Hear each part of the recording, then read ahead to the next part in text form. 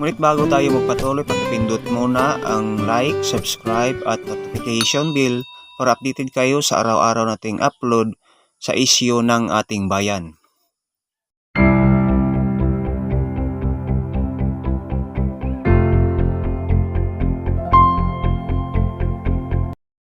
Alam mo ba na dati palang leader ng makakaliwang grupo si Congressman Paduano at convicted criminal di umano?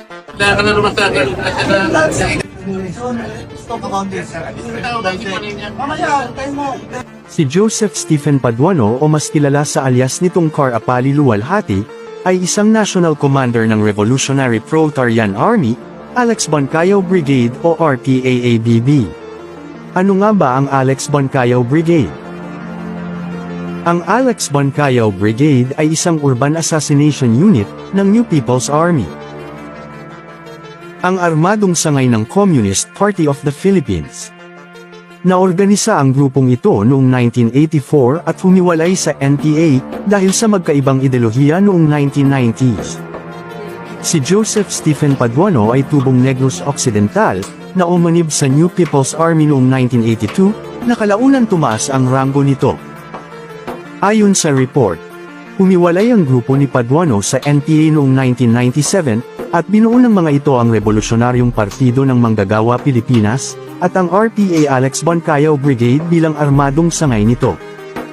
Ang grupo ni Paduano ay pumasok sa isang peace agreement kasama ang Philippine government.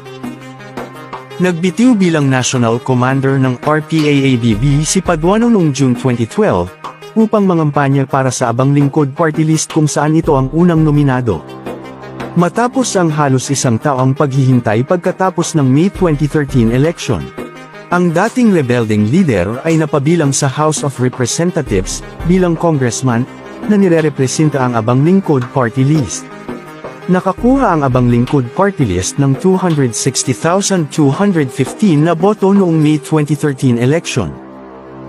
Ngunit kinansela ng COMELEC ang registration nito noong May 10, 2013, at hindi ito pinayagang makilahok sa eleksyon dahil wala umano itong nirerepresentang kahit na anong marginalized sector.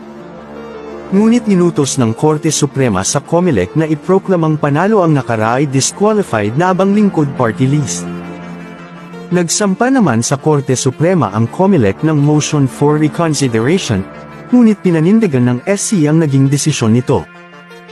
Naproklamang congressman si Paduano matapos tanggihan ng Korte Suprema ang motion for reconsideration ng COMELEC para sa May 2013 election. Nag-issue ang COMELEC ng Certificate of Proclamation dahil rito nakapanumpa si Paduano bilang congressman.